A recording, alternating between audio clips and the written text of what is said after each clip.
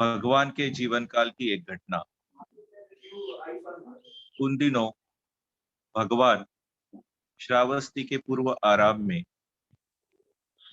नाम के विहार में ठहरे हुए थे। एक दिन विहार के बाहर खुले में बैठे थे। उस समय कौशल नरेश प्रसेनजीत भगवान के दर्शन के लिए आया। भगवान को नमन कर वह एक ओर बैठ गया। थोड़ी ही देर में भिन्न भिन्न संप्रदायों की भिन्न भिन्न वेशभूषाओं और बाह्य आडंबरों से परिपूर्ण 35 साधु सामने वाली सड़क से गुजरे। उन्हें देखकर वह कौशल का राजा आसन से उठा। उसने अपने उत्तरीय को एक कंधे पर रखा और दाहिने घुटने को जमीन पर रखकर भगवान की ओर हाथ जोड़कर 3 बार अपना परिचय दिया। मैं कौशल का राजा प्रसेनजीत, मैं कौशल का राजा प्रसेनजीत, मैं कौशल का राजा प्रसेनजीत। इस तरह अभिवादन करना उन दिनों की पद्धति थी। जब वे 35 साधु निकल गए तो वह पुनः भगवान की ओर मुख करके नमन करके बोला, भगवान, ये जो 35 साधु अभी यहाँ से चले, क्या ये सब अरहंत है? अरहंत मतलब मुक्त, या अथवा अरहंत पथ पर चलने वाले हैं? भगवान ने अपने बुद्धि के बल से उन छद्म वेशियों की वास्तविकता जानी और प्रसेनजीत के इस कथन को अस्वीकार किया। वस्तुतः वे 35 के 35 साधु राज्य के गुप्तचर थे, जो नाना प्रकार से प्रजा तथा पड़ोसी राज्यों की गतिविधियों को जानकारी कर अपने उच्च अधिकारियों तक पहुंचाते थे। उस समय भगवान ने कहा, सामान्य गृहस्थ ऐसे स्वांगधारियों को देखकर गलत निर्णय कर लेते हैं।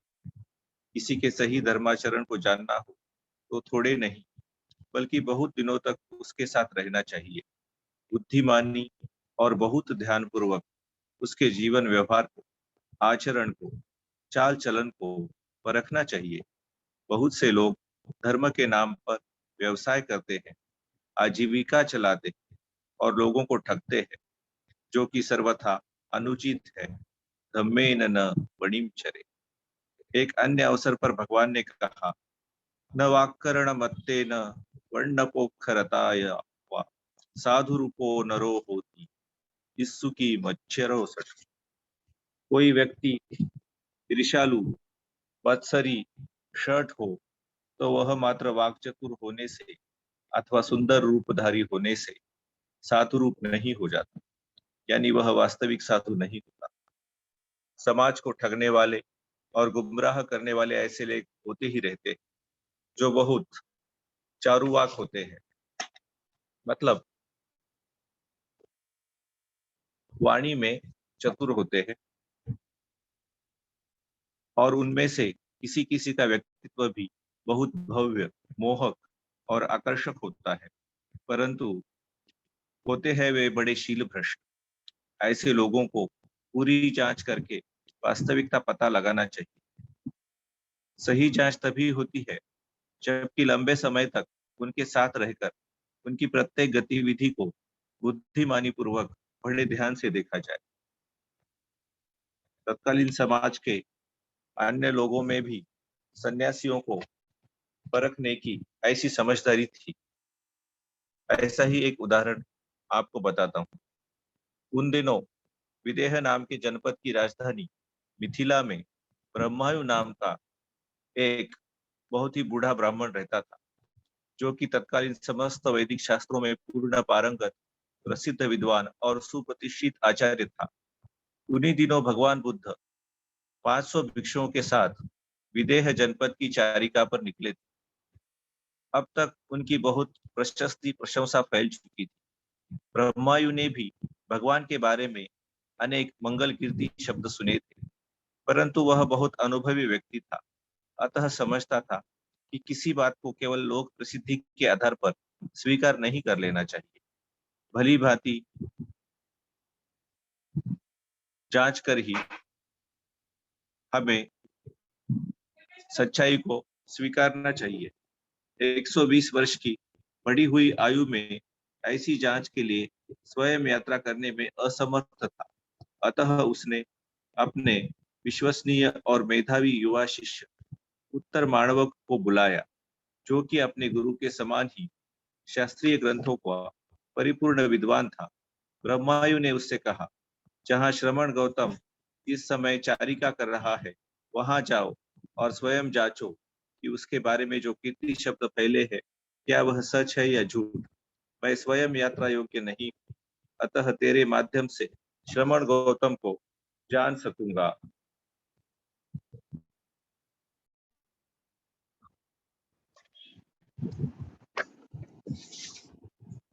कोई भी व्यक्ति महापुरुष होने का दावा तो कर सकता है और किन्हीं कारणों से ऐसी प्रसिद्धि भी फैल सकती है, पर उसे भली भांति जांचना चाहिए। उन दिनों के वैदिक साहित्य का एक बहुत प्रचलित ग्रंथ था, जिसमें महापुरुष के 32 शरीर लक्षणों की बड़ी स्पष्ट व्याख्या थी।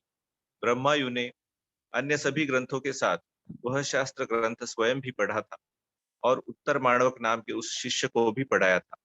अतः उसका हवाला देते हुए उत्तर माणवक को ब्रह्मायु ने समझाया, शास्त्रों के अनुसार ऐसे शरीर चिन्हों वाला व्यक्ति गृही रहने पर चक्रवर्ती सम्राट होता है और गृह त्यागने पर खुला कपाट सम्यक संबुद्ध होता है। श्रमण गौतम महापुरुष है या नहीं, इसकी जांच शास्त्रोक्त आधार पर ही की जानी चाहिए। उसके शरीर लक्षणों को तुम स्वयं देखो, अन्य अनेक प्रकार से भी पूरी पूरी जांच करो। गुरु का आदेश पाकर उत्तर माणवक वहां गया, जहां भगवान विहार कर रहे थे। वहां पहुंचकर भगवान को अभिवादन कर एक ओर बैठ गया और भगवान के शरीर को ध्यानपूर्वक देखने लगा। महापुरुष के 30 शरीर लक्षण वह सरलता पूर्वक देख पाया। तब भगवान ने उसके मन की बात जानकर शेष 2 भी दिखा दिए। वह पूर्ण आश्वस्त हुआ कि श्रमण गौतम सभी शरीर लक्षणों से युक्त महापुरुष है, पर जांच पूरी करने के लिए उसने निर्णय किया कि मैं लंबे समय तक श्रमण गौतम का अनुगमन करूंगा और उनका इर्यापद यानी उनकी चाल ढाल और रहन सहन का भी निरीक्षण परीक्षण करूंगा। अतः वह 7 महीने तक भगवान के साथ रहा, जिनमें से 6 महीने तो छाया की भांति पीछे ही लगा रहा। वह बड़े ध्यान से बुद्धिमानी पूर्वक उन्हें जांचता परखता रहा। 7 महीनों के बाद वह अपने गुरु के निवास की ओर लौट चला। वहां पहुंचकर उसने अपने गुरु ब्रह्मायु को बताया कि उसने स्वयं भली भांति जांच जांच कर देखा है। महापुरुष के जिन 32 शरीर लक्षणों का शास्त्रों में वर्णन है, वे 32 के 32 श्रमण गौतम के शरीर पर विद्यमान है। उसने एक एक लक्षण गिन गिन कर बताए। तदनंतर उसने उस महापुरुष के सौम्य रहन सहन की जो आंखें देखी रपट दी। वह भारत के भूले हुए इतिहास के वे गौरवमय पृष्ठ है, जो पड़ोसी देशों ने संभाल कर रखे थे और जिनके लिए हम उन पड़ोसी देशों के अत्यंत आभारी हैं। उत्तर माणवक ने भगवान की अत्यंत अनुशासित चाल ढाल का वर्णन करते हुए ब्रह्मायु को बताया कि जब वे चलते हैं तो सदा दाहिना पांव पहले उठाते, न बहुत लंबा डग रखते हैं, न बहुत छोटा, न बहुत तेज चलते हैं, न बहुत धीमे, न घुटने से घुटना रगड़ कर चलते हैं, न टखनी से टखनी। जांघ को न ऊंचा उठाते हैं, न हिलाते हैं, न डुलाते हैं, न घुमाते। चलते समय शरीर के नीचे के भाग के बल पर ही आगे बढ़ते हैं, ऊपर के भाग का कोई बल प्रयोग नहीं होता, अतः उसमें कोई हलन चलन नहीं होती। चीवर उनके शरीर से न बहुत ऊपर रहता है, न बहुत नीचे, न बहुत सटा रहता है, न बहुत छिटका, और न ही हवा में फड़फड़ा कर उड़ता है। उनके शरीर में धूल कीचड़ नहीं लग पाता, क्योंकि वे शरीर को अच्छी प्रकार ढक कर चलते हैं। चलते समय नजर न ऊपर उठाते हैं, न नीचे गिराते हैं, और न ही इधर उधर घुमाते हैं। सामने की भूमि पर केवल 2 कदम की दूरी तक नजर टिकी रहती है, बाकी सारा ज्ञान दर्शन। चलते हुए अपने शरीर पर नजर न ले जाते हुए भी उसका अनुभव करते हुए, उसे जानते हुए चलते हैं। गृहस्थ के घर में प्रवेश करते हुए वे अपनी काया को न ऊंचा करते हैं न नीचा, न थोड़ा झुकते हैं न बहुत। अपने गौरव के अनुकूल शरीर की स्थिति रखते हैं। पीछे आसन की ओर जाते हुए काया को आसन से न अति दूर पलटते हैं न अति समीप। वे न हाथ का सहारा लेकर आसन पर बैठते हैं और न ही मानो असहाय शरीर को पटकते हुए धम से बैठ जाते हैं। न उनके हाथों में चंचलता प्रकट होती है, न पावों में। न घुटने पर घुटना चढ़ाकर बैठते हैं, न टखने पर टखना, और न ही ठुड्डी हाथ पर रखकर बैठते हैं। श्रमण गौतम अत्यंत निश्चल, स्वस्थ, स्वस्थित होकर बैठते हैं। वे सर्वथा अक्षम्भी, अकंपी, अवेधी, अपरितस्सी, विवेकवत्तो, सोभवम गौतमो अंतरघरे निसिन्नो होती। यानी अभय, अकंपित, अविचलित, अपरित्रसित, अरोमांचित और विवेक युक्त रहकर श्रमण गौतम बैठते हैं। उनके विराजने में स्वयं गंभीरता समाई रहती है। भोजन ग्रहण करने के पूर्व भगवान अपने भिक्षा पात्र को धोते हैं। उस समय जल ग्रहण करते हुए पात्र को न बहुत नीचा करते हैं न बहुत ऊंचा, न कम झुकाते हैं न अधिक। पात्र धोने के लिए जल न कम लेते हैं न अधिक। पात्र धोते हुए खलखल की आवाज नहीं करते और न पात्र को उलट कर धोते हैं। पात्र को भूमि पर फेंक कर अपना हाथ नहीं धोते। पात्र धोते हुए उनका हाथ धुल जाता है, हाथ धोते हुए उनका पात्र। पात्र व हाथ धोने के काम में आए हुए जल को वह न अति दूर फेंकते हैं न अति समीप, और न हिला डुला कर घुमा फिरा कर फेंकते हैं। यानी उनकी सारी हरकतें अत्यंत अनुशासित होती है। भोजन न अधिक ग्रहण करते हैं न कम। जैसे भोजन की निश्चित मात्रा जानते हैं, वैसे ही व्यंजन यानी तरकारी की भोजन के ग्रास के साथ अधिक मात्रा में व्यंजन ग्रहण नहीं करते। भात चबा चबा कर खाते हैं। पहला पूरी तरह निगल लेने के बाद ही दूसरा कौर भी मुंह में डालते हैं। हाथ का झूठन मुंह से छूटकर उनके शरीर पर कभी नहीं गिरता। भोजन करते हुए वे उसके रस का अनुभव जरूर करते हैं, परंतु उस आस्वादन में राग की प्रतिक्रिया नहीं होती। उनका आहार मौज शौक, मद अथवा शरीर को सुंदर बनाने के लिए नहीं होता। काया की यथा आवश्यक स्थिति बनाए रखने, जीवन धारा चलाने और शुद्ध धर्माचरण का जीवन निभा सकने के लिए जितना आवश्यक है उतना ही आहार ग्रहण करते हैं, जिससे भूख की पुरानी वेदना दूर हो और नई नहीं जागे। श्रमण गौतम का दैनिक आहार इन गुणों से परिपूरित हो जाता है। जैसे भोजन पूर्व वैसे ही भोजन के उपरांत वे उसी संयमित रूप से पात्र और हाथ धोते हैं। अपने भिक्षा पात्र के प्रति न तो अन्य मनस्क होते हैं और न ही असक्त होकर उसकी सुरक्षा के बारे में चिंतित रहते हैं। भोजन के बाद थोड़ी देर धर्मासन पर चुपचाप बैठते हैं। इतनी अधिक देर भी मौन नहीं बैठते जिससे कि भोजन दान के अनुमोदन के अनुकूल समय का अतिक्रमण हो जाए। भोजन का वे सदा अनुमोदन करते हैं, कभी निंदा नहीं करते। अनुमोदन प्रकट करते हुए यह आभास नहीं होने देते कि उन्हें इस प्रकार का भोजन दान फिर चाहिए अथवा और चाहिए।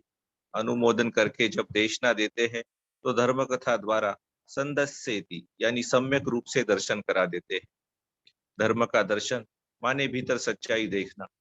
बहुधा अपनी पूर्व पारमी के कारण कुछ लोग भगवान की वाणी सुनते सुनते भीतर की सच्चाई स्वतः देखने लगते हैं, यानी अनुभव करने लगते हैं। इसी माने में संदस्येति, समादपेति यानी उत्साहित कर देते हैं। भीतर देखने वाले का धर्म के प्रति उत्साह स्वतः जाग उठता है। समुत्तेजेति, भली प्रकार धर्म के प्रति उत्तेजित कर देते हैं। ऐसे व्यक्ति में धर्म संवेग जाग ही उठता है। संपहंसेति, उसे प्रसन्न कर देते हैं। ऐसी कल्याणकारिणी देशना सुनकर श्रोता प्रसन्न हो ही उठता है। तदुपरांत जिस प्रकार आए थे उसी प्रकार नपे तुले कदमों से विहार लौटते हैं। लौटकर पीछे आसन पर बैठते हैं और पांव धोते हैं। यह धोना पांव की सुंदरता के लिए नहीं, मैल दूर करने के लिए होता है। फिर कुछ देर पालथी मारकर काया सीधी रखकर सजगता के साथ बैठते हैं। उस समय उनका चिंतन न आत्मपीड़न के लिए होता है, न पर पीड़न के लिए या दोनों के पीड़न के लिए। उनका चिंतन सदा आत्महित के लिए, परहित के लिए, उभय हित के लिए, सर्वलोक हित के लिए होता है। वे विहार में भिक्षु परिषद को उत्साहित करने के लिए न कि निरुत्साहित करने के लिए धर्म देशना देते हैं। भिक्षु परिषद को भी वे उपरोक्त प्रकार से संदस्सेति, समादपेति, समुत्तेचेति और संपहंसेति यानी उत्साहित और आनंदित करते हैं। धर्म देशना देते हुए उनके मुख से जो घोष होता है वह 8 अंगों से परिपूर्ण होता है। तो उनकी वाणी के ये 8 गुण क्या है, इसे आप समझेंगे। एक, विसट्ठो यानी विश्वसनीय और प्रामाणिक वाणी होती है। विज्ञेयो यानी जानने योग्य होती है, सरलता से जानी समझी जा सकती है। मंजू यानी मंजूल होती है, श्रवण मधुर, कानों को प्रिय लगने वाली होती है। चौथा गुण है सवनीयो यानी श्रवण योग्य होती है, सुनने वाले के लिए कल्याण का कारण बनती है। बिंदु यानी सार युक्त होती है, उसमें कोई शब्द निस्सार नहीं होता। अतिसारी यानी कटुता से परे होती है, उसमें कटुता नहीं होती, उसमें करुणा होती है। गंभीरो यानी गंभीर होती है, उसमें छिछलापन नहीं होता। और निन्नादि कांसे के बर्तन पर लगी चोट की झंकार सदृश होती है, जो सुनने वाले की रुद तंत्री को झंकृत कर देती है। श्रोता परिषद जितनी बड़ी या छोटी होती है, उसी के अनुरूप उनकी आवाज तेज या धीमी होती है। सारी परिषद उन्हें सुन पाती है और उससे आगे आवाज नहीं जाती। यो अपने स्वर पर उनका पूरा अधिकार रहता है। उनकी धर्म देशना सुनकर लोग जब लौटते हैं तो बिना पीठ दिखाए यानी बिना मुड़े उनके दर्शनीय चेहरे को देखते देखते चले जाते हैं। उनके प्रभावशाली व्यक्तित्व और उतनी ही प्रभावशाली वक्तृत्व को श्रोतागण भुलाए नहीं भूल पाते, वह चिर स्मरणीय बनी रहती है। ब्राह्मण कुमार उत्तर माणवक अपने गुरु ब्रह्मायु से आगे कहता है, मैंने श्रमण गौतम को गमन करते देखा है, खड़े देखा है, गृहस्थ के घर में प्रवेश करते देखा है, भोजन के उपरांत अनुमोदन करते देखा है, अपने विहार में लौटते देखा है, विहार में भी चुपचाप बैठे देखा है और अपनी परिषद को धर्म उपदेश करते हुए भी देखा है। इस प्रकार माणवक ने भगवान की सारी दिनचर्या एक बार नहीं बार बार देखी। उससे सर्वथा निर्दोषी नहीं बल्कि एक गृह त्यागी के लिए उच्च आदर्श स्वरूप पाया। यह सब देखकर वह बहुत प्रसन्न हुआ। भगवान की गुणमयी दिनचर्या का यह सचिव विवरण प्रस्तुत करके भी वह संतुष्ट नहीं होता, तो अंत में कहता है, ए दिशोच सो भवम गौतम। आप गौतम ऐसे है और इतना ही नहीं, ततोच भीयो यानी इससे भी कहीं अधिक है, कितना कहूं। ध्यान देने योग्य बात है कि उत्तर माणवक भगवान बुद्ध का भावुक भक्त या श्रद्धालु शिष्य नहीं था, जो कि इतनी अतिशयोक्तिपूर्ण प्रशंसा करता। वह तो ब्राह्मण गुरु ब्रह्मायु का पट्ट शिष्य था, जो कि अपने गुरु के आदेश पर श्रमण गौतम को जांचने, परखने और उसकी यथा तथ्य रपट प्रस्तुत कर सकने के लिए गया था। भगवान की भगवान को एक सरसरी निगाह से देखकर और उनके भव्य व्यक्तित्व से प्रभावित होकर उसने यह रपट नहीं दी। भगवान के शरीर पर 32 के 32 महापुरुष लक्षण उसने स्वयं ध्यान से देखे। 6 महीनों तक उनके पीछे छाया की भांति लगा रहा, एक तथ्यदर्शी समालोचक की तरह। मानवक उनके रहन सहन, चाल ढाल, खान पान, लोक व्यवहार, धर्म देशना तथा वाणी को बड़े ध्यान से और बुद्धिमानी पूर्वक परख कर देखा। तत्पश्चात उसने यह आंखों देखा विवरण प्रस्तुत किया। भगवान का जीवन कितना भद्र है, भव्य है, शिष्ट है, शालीन है, सुंदर है, संयत है, अनुशासित है। यह सुनकर ब्राह्मण ब्रह्मायु श्रद्धा विभोर हुआ और जिस दिशा में भगवान विहार कर रहे थे उस ओर मुड़कर पंचांग प्रणाम करता हुआ 3 बार बोला, नमो तस् भगवतो अरहतो सम्मा संबुद्ध। नमो तस् भगवतो अरहतो सम्मा संबुद्धस्स। नमो तस् भगवतो अरहतो सम्मा संबुद्धस्स। शुद्ध सद्गुण और सदाचरण का ऐसा सजीव चित्रण सुनकर किसी भी समझदार की श्रद्धा जागनी स्वाभाविक है। आओ साधकों, हम भी श्रद्धा पूर्वक सदाचरण का जीवन जिए, इसी में मंगल कल्याण है।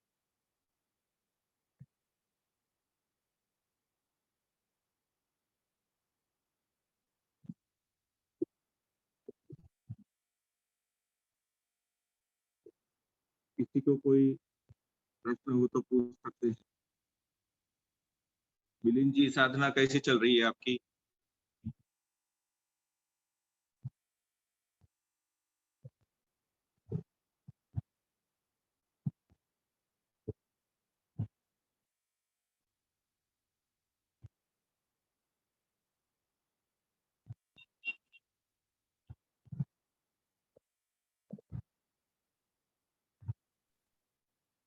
डेली प्रैक्टिस तो नहीं हो पा रही है सर। किसी किसी दिन हाँ, किसी किसी दिन हो पाती है, किसी दिन छूट जाता है। अभी कुछ दिन से हो नहीं पा रहा, मन उतना प्रसन्न नहीं रह पा रहा जितना रहना चाहिए। अच्छा। जी, कुछ मतलब तो दिन शरीर भर दिन शरीर भर जो, स्माइल करने का प्रयास करते हैं कि नहीं? हाँ, स्माइल करने का प्रयास कर रहा हूँ, लेकिन जो शरीर में पीड़ा ज़्यादा बने रहती है, उस वजह से थोड़ा-सा माइंड जो है बार-बार उस पीड़ा में चला जाता है, और चित्त का जो व्यवहार कहना चाहिए, वो मतलब स्टेज जो है उदासीन प्रवृत्ति में ज़्यादा चला जाता है। फिर उसे बहुत मतलब टाइम लगता है रेज़ करने के, वापस से प्रसन्नचित्त होने के लिए। अच्छा। यदि जिस दिन सुबह की साधना होती है, तो उस दिन दोपहर तक ऑफ़िस के आवर, जो लंच आवर तक कहना चाहिए, एनर्जी या शाम तक भी लगभग शाम तक बनी रहती है। अन्यथा अच्छा। यदि नहीं हुई तो फिर थोड़ी-सी तकलीफ़ रहती है, मतलब डाउन हो जाता है आदमी का जो प्रसन्नचित्त है, वो एनर्जी लेवल थोड़ी डाउन रहती है। अच्छा, तो कभी-कभी सुबह साधना नहीं हो पाती? हाँ, कभी नहीं हो पाती, ना उठने की अच्छा। वजह से। नहीं तो पहले एकदम रूटीन बन गया था, पहले बिना मतलब ब्रेक के कंटिन्यूअस फ्लो था, मतलब साधना का। रोज़ मतलब आधा घंटा सुबह तो होती ही थी। मतलब अ, पंचशील और जैसा बंते जी ने कहा वैसा पूरा अभ्यास जारी था। हाँ, लेकिन अभी कुछ सप्ताह से थोड़ा-सा ब्रेक है, उसमें अवरोध आ गया है। अच्छा, तो अच्छा। कोशिश कर रहा हूँ कि फिर से उसे वापस से मतलब लय हाँ, में या देखिए प्रयास कीजिए कि कंटिन्यूअस। सुबह जल्दी उठकर साधना हो जाए तो हाँ, फिर से रूटीन हो जाएगा। वही थोड़ा-सा दिक्कत हो रही है, शारीरिक पीड़ा की वजह से थोड़ा-सा अवरोध आ रहा है। अच्छा, जी। तो ये पीड़ा तो केवल ध्यान के समय ही आती है या जब ध्यान नहीं नहीं, करते उस समय भी होती है? शारीरिक पीड़ा है जो बनी हुई है बहुत सालों से, तो अच्छा। जी, जी। आपने क्षमा ध्यान का भी अभ्यास किया है क्या? फॉरगिवनेस मेडिटेशन का? हाँ, फॉरगिवनेस मेडिटेशन में जब वहाँ अपन ने कोर्स किया था, हाँ, हाँ। तो उसमें यवतमाळ में? हुँ, पहले मुझे फॉरगिवनेस मेडिटेशन पे ही कार्य करने के लिए कहा था। अच्छा, तो लगभग मैं 7-8 दिन लगभग उस समय फॉरगिवनेस मेडिटेशन पे ही कार्य किया था। उसके बाद मैत्री का अभ्यास लास्ट 2 दिन में उन्होंने बोला था कि अब आप मैत्री का अभ्यास कर सकते हैं। हुँ, अच्छा, रिसेंटली 2 महीना पहले एक मैंने ऑनलाइन मेडिटेशन कोर्स भी लिया था। उस समय भी अच्छा। मैंने उनसे शेयर किया था, तो उन्होंने ये कहा था कि आप एक बार फॉरगिवनेस मेडिटेशन ट्राई करके देखिए, मतलब हाँ, हाँ। कीजिए। तो मैंने उनसे भी यही शेयर किया कि हुँ, सर मैंने बंते जी के हुँ, साथ में ऑलरेडी किया था, हुँ, हालाँकि बहुत इफ़ेक्टिव है, बहुत पावरफुल है। हुँ। सब किया था लेकिन नहीं, आप उसको फिर बीच-बीच में उसका सहारा ले सकते हैं। जब हाँ, आपको साधना में जी, कोई कठिनाई हो, जी हाँ, तो बीच में फॉरगिवनेस मेडिटेशन का सहारा ले सकते हैं। जी, या जी। फिर सुबह का जब आपका रूटीन बन जाएगा तो प्रॉब्लम नहीं आता ना ज़्यादा। हाँ, ज़्यादा नहीं आती, मैं ये देखा हूँ मैं। ऐसा कीजिए। जी। और डॉक्टर यशवंत जी कैसे हैं आप?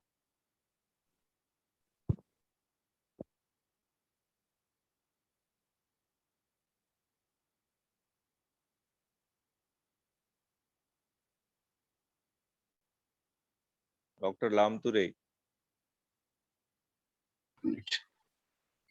Hello, hello. हाँ, कैसे हैं आप? आवाज येतोय का आपल्याला? हो, आ रहा हॅलो. है. हाँ, येतोय. खूप कसे छान आहात? वाटलं. हां, म्हणजे हां. 1 तास इतकं छान होतं. मी खूप हां, छान आहे. हां. तुम्ही कसे आहेत? तुम्ही मी कसे छान आहेत? आहे एकदम. कधी येता अहमदपूरला? हो, अशात आता एखादा महिना लागेल वाटायला. चक्कर आहे.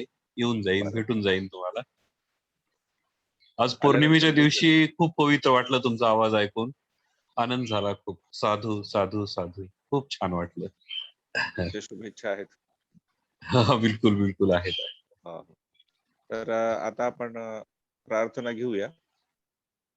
जी, जी.